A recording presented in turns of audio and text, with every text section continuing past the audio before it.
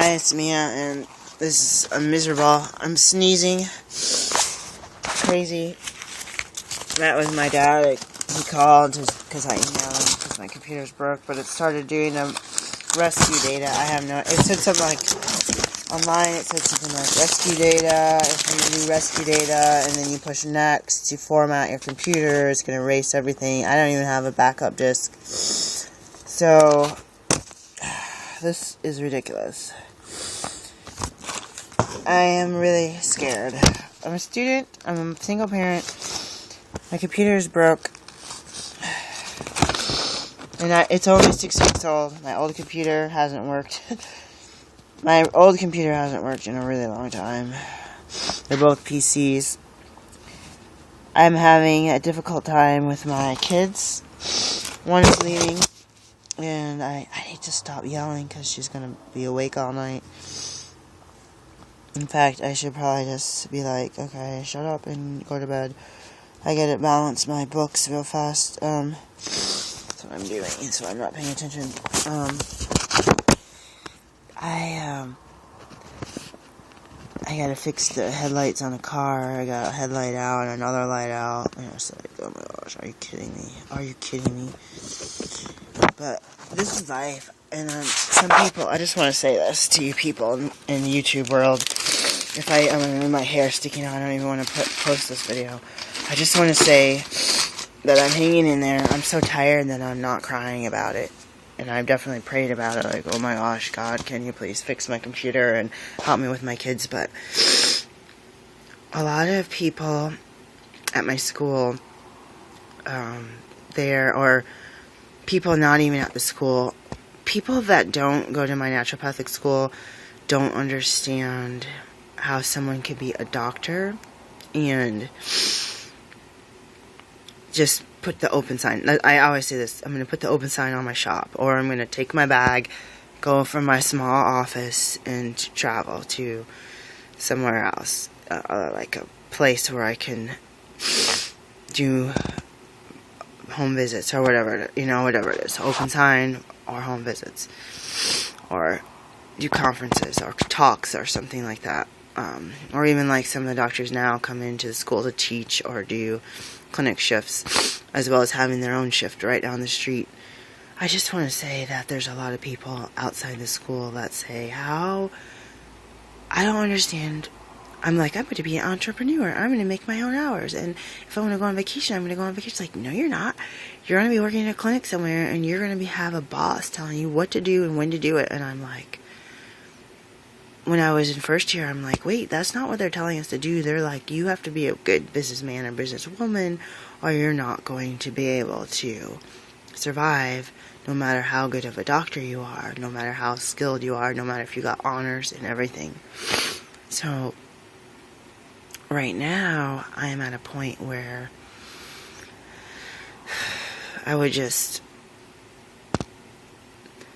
there's a lot of people still, after my fourth year, are like, what are you going to do when you're done? What are you going to do? And a lot of people don't understand how ridiculously broad is not the word, but there's a lot of training in naturopathic medicine, there's childbirth trainings, and there's some things you can get further certificates and further training that will certify you to actually deliver the babies, but you still learn. Like, I was wondering today what an ultrasound technician, what it takes to be an ultrasound technician. What if I could do that and attend the births, but not be in control of the births? Just for the pure fact that I, as a single parent, I think you have to attend 50 births before you can get the certificate and take all five birthing classes. Is it 5? Anyways, it might be only 4. I feel like it's 5. Anyways, I started taking electives. My schedule got screwed up, and I said, well, maybe this is fate. I shouldn't. My schedule got pushed up a year, where I would have had the natural childbirth a year earlier, where I could have taken the childbirth classes, or even paid. You pay a couple $100, it will ensure that you get every class in your schedule. They'll rearrange your schedule so that you can take them, but you have to pay a couple $100. And I decided I'm always paying a couple $100 for something, and that wasn't one of them. I just want to say that even now, people are like, what are you going to do when you graduate? And like, well, at this point in time, I plan on opening my own business, and that way if I need to up and move, or if there's a relative that's sick or something I need to up and move, I don't have a bunch of legal documents saying that I'm, bound to a clinic with other practitioners. It's one thing if you have a lease, or maybe you could find someone to take your lease, or you could just say, fine, I'll just have to pay 8 months lease. But it's a different thing if you're a partnership with somebody and you have to leave the country or leave this state for a long-term basis. Short-term would be different even if you had to help with a relative. I'm hoping that doesn't happen. But it's even different than when people work. They're like, oh, my mom's sick, I have to go. I have to leave my work. I regret this, but I'm going to have to go back home. Plus, my grandkids are there. People have reasons they may not like, or they retire early because of stuff. And that's happening a lot. I'm an older person, and just like these people I see, their parents are older, or their kids are older, or their, in-laws are having issues, different things. And I hope that doesn't happen, but I would like to be more flexible. What if I just want to move to a sunny place for a change? It's sunny today. I have to go to sleep. It's midnight. I have to wake up in 5 hours. I'm really not in the mood for that. Right now, I have people saying, wow, that's risky. And they have pros and cons, and business class even. If you were to go into partnership with somebody, you would have half the rent to pay on your own, or you split the rent in half, and you have someone to bounce ideas off of, and you have like someone to split the utility bills and the building insurance and housekeeping, all that stuff. And if you go into another clinic, you could share a receptionist. Like if you have 6 practitioners in one suite of an office, you could share that. Even the yard work fees and the garbage fees and all that.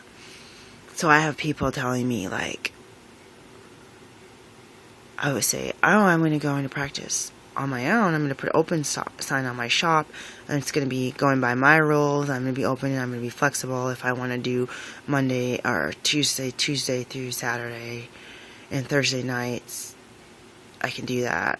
And I'm not going to conflict. If I had 2 or 3 beds, say I wanted to have somebody, if somebody needed to rest in a room, or they had IV therapy and they need to sit there and I need to monitor them, if I have an extra room, I could step out, or give someone a foot bath.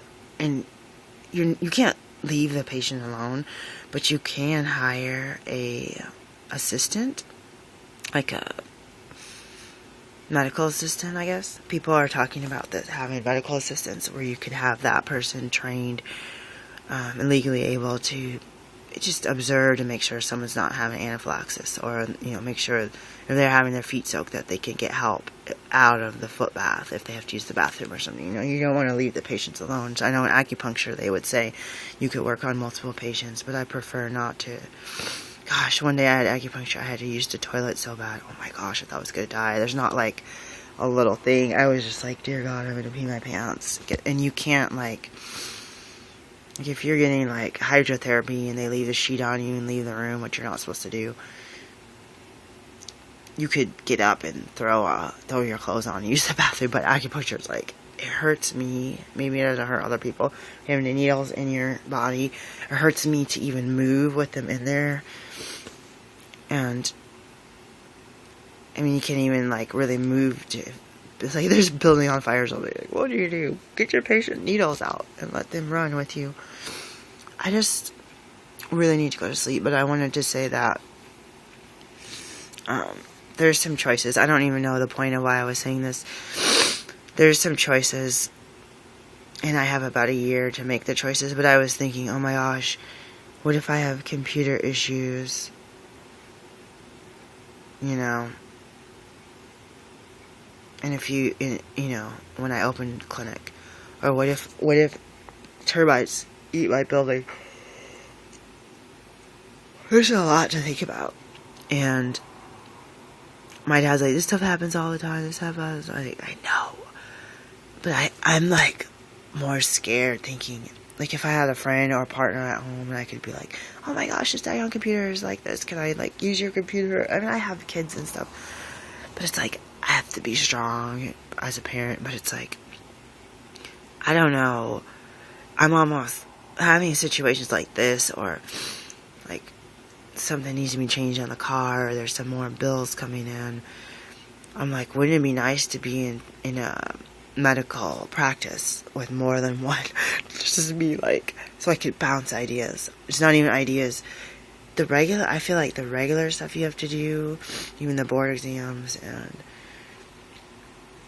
getting your clinic, inspected, even the lab inspected and all this stuff. I feel like some of that stuff it's a lot of busy work and jumping through hoops, but it's the things that you don't plan. I think it would be nice to be able to talk to someone. And I'm in a position where you think, I like to maybe think too much, the white picket fence and the knight in shining armor riding a white horse. I think I must really think in fiction or fairy tales. I'm like, I don't know. It's like, you just want to be like, things will work out fine, and things will, I don't know what the point of that was, but it's like, I don't want to say that Murphy's Law, like, what would go wrong can go wrong. No, I don't want that to happen. But I do want to say that I need to trust God. I told you guys before, I'm a Christian, and I believe in God, and I need to trust Him, because I see other people that I've known for a long time start small businesses and grow them, and most of these people that I know are married to each other, and they're doing the business together. That's what scares me, and I guess I'm going to end this because I could have had 6 hours of sleep if I didn't start any videos or computer issues. I just want to say, I don't really get a lot of comments, but I don't even know if you can hear me because I'm whispering because my daughter is sleeping. But I want to know, somebody sent out a text or Facebook, do you know anyone who's inspiring, or did you just read a biography from somebody inspiring, or autobiography or whatever? I just want to know. Sometimes I feel like some of the things I'm doing, there's a lot of people doing them, but not under the same circumstances, whether it's money or support from family, or having kids or not having kids, or people that have partners and spouses and kids, or maybe partners without kids. And I hear a lot of people saying, oh, me and my partner are going on vacation for 2 weeks, and we bought a house 2 years ago, and we have a dog and a cat, and our parents are going to watch the dog and cat so we can get a break from our little animals for the weekend. And they're like, oh, that person works a lot and brings in a lot of money and buys me computers and all this stuff. I hear people saying that, or they're like, oh, my partner quit school and doesn't work, or they're ex-military and they stay at home with the baby and pick the other daughter up from school and just like get my car fixed. It's like, oh my gosh, like totally freaking out. I can be inspired by these people and say, wow, look at you, you graduated med school with high honors, congratulations. But in my case, I don't think in order for me to be successful, I have to be like, oh, I have to find someone who did exactly what I did. Did Amelia Earhart have anyone to look up to? She doesn't have to be like sexist because men flew across wherever body of water. But sometimes it's interesting to see somebody who maybe would have some empathy, and who maybe you could say, wow, they actually did what I'm doing, and maybe has same opposition and same struggles, and were able to pull through, or maybe you could learn from some mistakes or some good things they did. I just wanted to see if anyone had any ideas, and it doesn't have to be about what my dream is of being a single parent doctor who's divorced and doesn't, the kids never had any, the dad never signed up for any visitation. I know, I keep saying I'm going to stop the video, but I just want to say 2 things. I know, count how many times I say that. I put 5 cents in a jar every time I say it. Back in the 90s, my mom died, and my ex-husband's mom. We weren't married at the time. We got married like a couple weeks later. They got married, I'm so tired. There's 2 women, similar age. I think my mom was older. Both died of health-related issues. And I don't think I dealt with the grief. I mean, everyone is different. It's like, if someone gets a paper cut, it's like, how do you deal with it? Do you wash it? Do you put stuff on it? Do you just let it go? Do you suck on it? Do you put a Band-Aid on it? Do you wear rubber gloves? Do you, like, for me, don't eat oranges for like a week because you'll hurt yourself because it burns, or, don't take a salt bath. I don't know. Everyone deals with stuff. Eventually, most people's paper cuts. I was gonna be like, I have a paper cut. That's just dry skin from using soap in public places. And B, I fled my ex-husband for shelter. It's miserable. I look at my life and I'm like, no wonder people say you're not going to be successful. And no wonder they say my kids are messed up because of me. Because, I mean, I see their point of view, like, they see stuff on TV where these people are trash.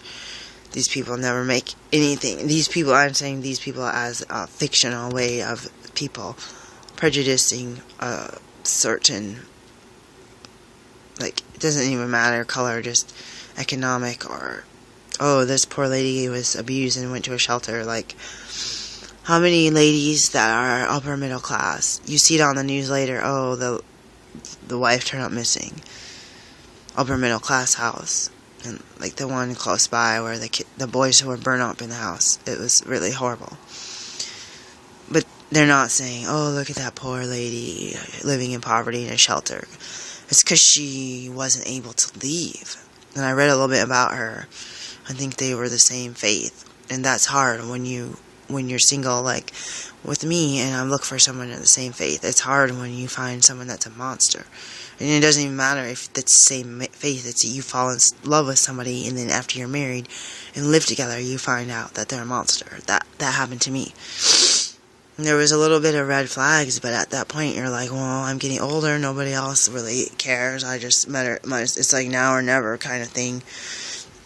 But I don't think I dealt with leaving my ex-husband. I didn't deal with the grief of being divorced. I never had, like, say, a circle of friends to sit around and be like, oh my gosh, I can't believe this is happening. I'm so glad that you guys are here to go to Starbucks with me and cry and have cherry pie or whatever. I mean, I hung out with strangers that had similar situations, but I want to say that out loud because I have a lot of, like, walls built up. I have a lot of pain, like, it's like I want to cringe a lot for no reason. And I think part of it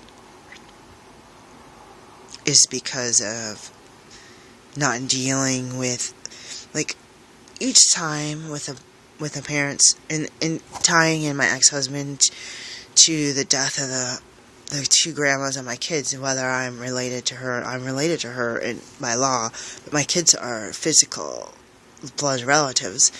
It's devastating to think that the grandmas died before they were born, and I haven't dealt with it, and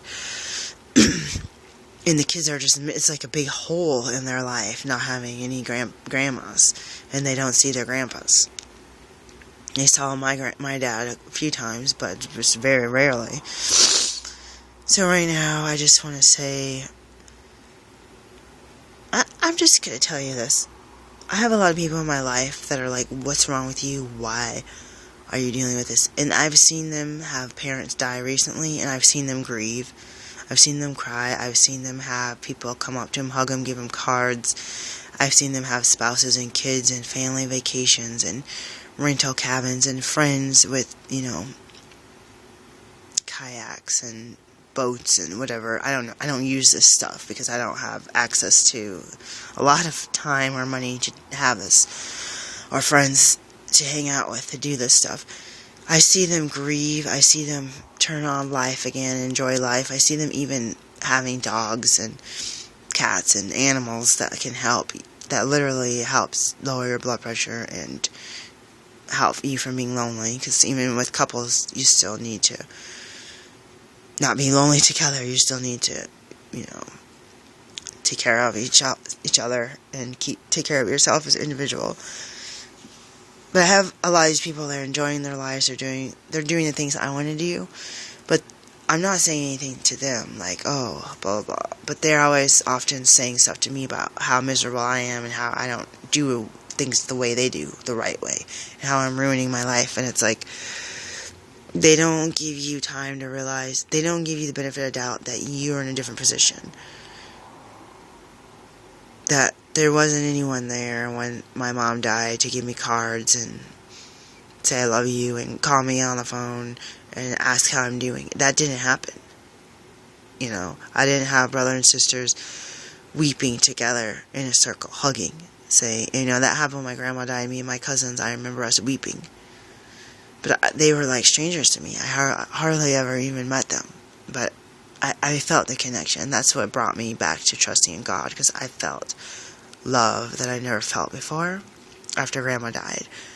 And it was all love for her. It felt like it spiritually, the heart, with these cousins. And I might have told them that. But it definitely changed my life. And this happened right in the middle. This connection happened right in the middle of when Grandma... Okay. So when Grandma died, it was about a couple of years, about 2-3 years after my mom and Grandma died. Both of my kids' grandmas died, and then my grandma died a couple of years, 2-3 years, it's hard to say, maybe 4, definitely less than, it was probably about 2.5, 3, probably 3 years. I mean, that's not very big of a difference, considering. And then it was about 1 to 2 years later that I left my ex. And both things I felt like I didn't deal with. It was always in like survival mode. It was always in like, gotta just like, not really live your life, but just like now I feel like that, being a college student. Oh my gosh, I hear a lot of college students like, I don't have money for that, I'm like, oh my gosh, I don't really have money for anything. But I just spend it like a crazy person and then freak out and say I'm going to grow my own food, and people tell me, no, you're not. And I'm like, I'm growing it right now. I shouldn't have bought any lettuce. No. If you plant it right, you can really grow a lot of lettuce. But if you don't, if you plant it in a tiny little pot, it doesn't really grow that well. I just wanted to say that I am going to let myself be okay with doing things in the timing God has for me. And people that are 10, 20 years older than me that are criticizing my process and never dealt with anything that I'm dealing with, never dealt with being a single parent, broke, I'm fine with them saying, yeah, we ate soup, and yeah, we got the discount food that was expired and is written in a foreign language. I shopped at those stores too because they told me about it. But they always had times of feasting. And a lot of times with us, it's like you just stay stuck in the famine. And I'm not saying we're famished. If I was, I wouldn't have gained so much weight. But I just wanted to say that it's me kind of telling myself it's okay. I'm dealing with the grief of my computer acting crazy, but I'm also in a state where you can see the way I look up. I'm remembering things. I'm in a state of remembering a lot of people telling me that I'm not doing things correctly. And that it's not even like, I heard someone say like, oh, they made the cookies a certain way and they did it for 20 years.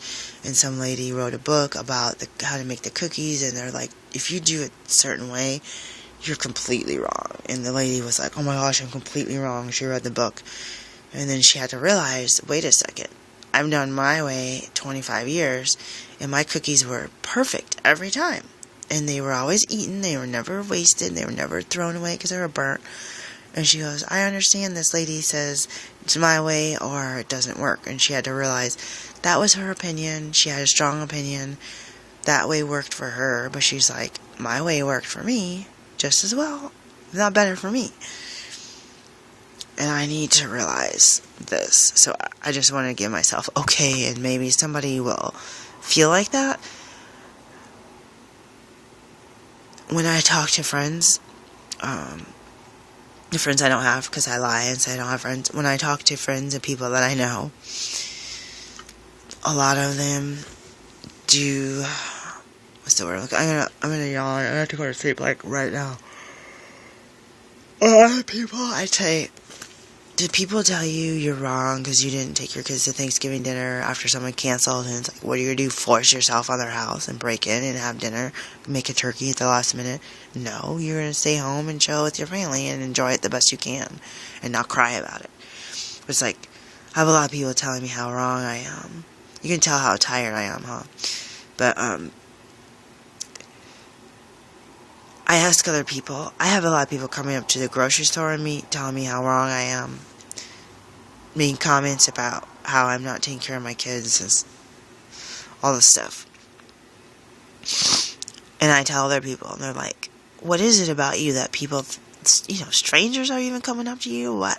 And I say, such and such person, I don't want to be gossipy, but they said such and such to me, and it really devastated me for 2 weeks. And they will be like, no, they didn't say that. You're lying. You always make stuff up. And so not only do I have the first person say this, I have the second person say, you're a liar. And it's like, dude, if I had a tape recorder, there would be no way you would argue with me. I'm like, it's in a discussion. You're going to go home and you're going to enjoy your life and not have these people be rude to you. It's like, I have to either just learn to let it go and or speak up for myself, because things get said to me over and over again. I ask my friends, they're like, no, people don't talk to me like this. Even the same people that I'm friends with, they don't talk, they're like, some people are like, I won't let anyone talk to me like that. I am not going to let anyone, pull a fast one over on me, or I'm not going to let them treat me like I am bratty little 2-year-old that's trying to have a tantrum. No. And so that's why I said about speaking. Let it go, like fine, they have a personal issue, whatever, or stand up for myself and not let them, like anything, don't let it affect me, because holding that stuff in is going to make it just draining. Life is going to be draining, and it's like, it's almost like someone slaps me in the face. Say it happens once a week, and that slap is like an insult to me. Like it's not a physical slap. It's like words that are being said about you destroying your family because you didn't take it for ice cream on Friday like my family does. What's your problem? It's like, maybe we're lactose intolerant. Did you think of that? Maybe it's better for us. Maybe we go out and have chocolate on Fridays. Like, tomato, But my problem is, I know, and this is one more thing I was going to say. My problem is, it's like I keep re-saying the insult over and over in my head. And I don't sit there and dwell on it, but I'm telling you right now, I'm saying things without being specific so people don't know that something's bothering. I don't want them to know that what they say bothers me. I tell them that what they say bothers me, and they continue to say, you are wrong for having your thoughts and your beliefs. You are wrong. It's like, if I go to med school, they say you're wrong. You can't go to med school. If I go to sewing school, they're going to say you're wrong. If I go to secretary school, they're going to say you're wrong. If I go to be an astronaut, they're going to say I'm wrong. If I go to be, Octomom or whatever you call it, and have 6 kids or whatever at a time. So you gotta say your mom. If you abstain and whatever forms and don't have a Octomom bunch of kids, they're gonna be like, it's your problem, you don't have enough kids. Like, so that's where I have to tell myself out loud or in my head, they have a problem. I got something on my head that says, give me an insult. I have some way where I'm just like, poor me, and people are taking advantage. It doesn't matter what race, it doesn't matter what religion, people are taking advantage. So I just have to if I wear a green shirt and they say blue is the color you're supposed to wear, and the next day I wear blue, they're going to be like, green's the color to wear. That's what I'm finding out. And I'm not trying to put things on that people are automatically going to talk negative to me. It's just happened so many times. Hundreds of times. Hundreds, literally. I could write a book that I have to learn to just let it go. Because they're going to go home, enjoy their family, like I said before, and they're not even going to know what they said to me. They might not even have realized it. They could have been on medication and just been like, oh, that's stupid, you're wearing, like, red shoes, oh my gosh, what a loser. Like, they don't even know they said it. And they could be wearing the same exact red shoes. They're just, delirious. I have to realize that, because I can't, having a positive attitude, I'm going to say this, I am the whiniest person, I'm going to admit it. But I need to listen to what all these people have been telling me for years, and I realized that I wasn't doing what they said. I need to flip that attitude around, and I just want to share this one more time. One more thing. My mom's cousin, she's not much older than me. She said she had lousy service at a restaurant. Her meal was $6. This person was horrible. She gave this person a $10 tip for a $6 meal and said, oh, I'm really sorry that your day was so lousy. Hopefully this tip will help. Or, I don't know if she said, hopefully this tip will help. She goes, hopefully your day will turn out a lot better. And she gave the woman a hug. And she said, and by the way, if you don't think that the tip will be helpful for you, give it to someone who it will help. And it was like, and somebody shared something about in Japan, they had a taxi driver driving around trying to round up the fare, and they said, I want out of this cab, and gave him a tip. And I don't know if they were trying to say it was an insult in Japan. I didn't understand. This is the thing about people typing weird stuff. So, but I've had that happen before. The only time that I haven't tipped, I'll tell the truth, I had a tip and I had the payment ready. Someone served me a salad that was not my salad. And I took a bite out of it. And they're like, that's not yours. And they gave it to the guy next to me. And I was like, not just one bite on a clean fork. I took like multiple bites out of it. And the guy's like, oh, no big deal, I'll eat it. And I was thinking, in my mind, I was like, no, give this dude a new salad. It's like sharing out of a cup. No way. And don't even let me think that the restaurant thinks that's okay. But he ate the entire salad. And I was like, is this mine? And then it's like, I didn't make them. They got mad at me because I was eating the guy's salad. And they're like, wait, that's not yours. And I'm like, she served it to me. We both had a salmon salad. And one was like, had fruit in it and one didn't. I'm like, oh, this looks pretty. They're like, oh, it's the wrong one. She's like, I've never eaten here before. Which I have. And I was like, this looks different than before. But sometimes they give different people making stuff. This is going on too long.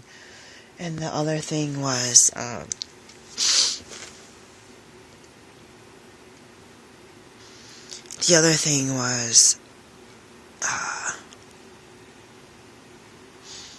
on, let me think. They brought my salad and said, and they had brought everyone else their food or something, and they're like, oh, sorry, and it was a big group. They're like, oh, your salmon's not done yet. So they brought me just a bed of lettuce. It didn't even have anything on it. Like, it wasn't like any slivers of carrot to make it look pretty. It was just like iceberg lettuce or something. I don't know. It could have been romaine, but it was like, what? No tomato, nothing. Like, your salmon's not done yet. And I was like, who in the world brings out a salmon salad without the salmon. And so they bring a plate by later, and they shove it onto my plate. Like, they just dump it. Like, they didn't even do it. Like, some people are dainty. Like, oh, here you go. And they, like, wipe it off onto your, like, wipe it off. They carefully place it, or they take a spatula and they carefully place it. Oh, there you go. And these people just dumped it on there. Like, they're feeding a dog in a dog dish the scraps of a T-bone steak. Garbage or the gristle. And I cut into this thing. It's completely raw. The outside was cooked, so I nibbled a little bit on the outside. I completely put everything in. I was like, this thing is not done. It's salmon. It could have tapeworms. It's meat. I'm not supposed to eat raw meat. I'm in a restaurant. Who knows who breathed on it. And the guy next to me was like, excuse me, waitress, her salmon's not done. And she's like, sorry about that. And she walks away. And the guy that had a tie and stuff on is going around straightening up the napkins on all the empty tables. And the guy next to me is like, excuse me, sir, excuse me. This woman, we had told the waitress that her salmon's not done. And we also she'd also been given the wrong salad. And I was like, yeah, I ate this guy's salad. And he looks at me like, and I'm thinking he's mad at the waitress. And I was like, oh, he shouldn't have said anything to this guy. I don't want to get anyone in trouble. They could lose their job. And he just walks away like, so what? And he doesn't even come back. I'm thinking he's going to come back with a new salad or apology. He just left. Kind of like, what do you want me to do about it? Big deal. And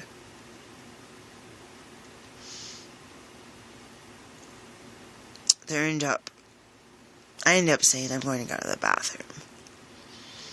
And I put my money on the plate, and I said, if they come by, here's my money. Like, it costs a lot. It was supposed to be a fancy restaurant. Not that fancy. And I go to the bathroom, and one of the guys next to me is like, I think he was Hispanic, but he was not, not trying to say that Hispanics aren't clean cut, but the way that he was dressed and stuff, he was wearing a tie-dye shirt. He didn't really short hair. You couldn't tell that he was a minority, because we're in a white neighborhood, of course, 10 minutes from where I live, which is not the easiest place to live in this country, let me tell you that. He went to somebody and was like, this is what happened. This is not okay. I'm not okay with this. We're in a restaurant, we're paying money. I don't know what he said, but he's like, oh, I took care of it. I reported it, because both of those people didn't care that they gave you raw salmon and, messed up the order and all that stuff. And there was a woman who looked mixed, African mixed with white, or she had curly hair, and she had a real pretty face and everything, with light skin, so I couldn't really tell, but I assumed she was mixed. And she came up to me, she's like, oh my gosh, I'm really sorry what happened. There's no charge for the dinner. There's our lunch. She's like, there's no charge. I was like, oh, I'm so sorry, blah, blah, blah. And of course I get it wrapped up to take home, so I was hungry. I took it home and cooked it. And God, I hope, praying, when I'm a doctor, I hope, if I'm having a bad day or having a hard time, that I can make things right for somebody and listen to them and treat them with respect. That's all I'm going to say. Good night.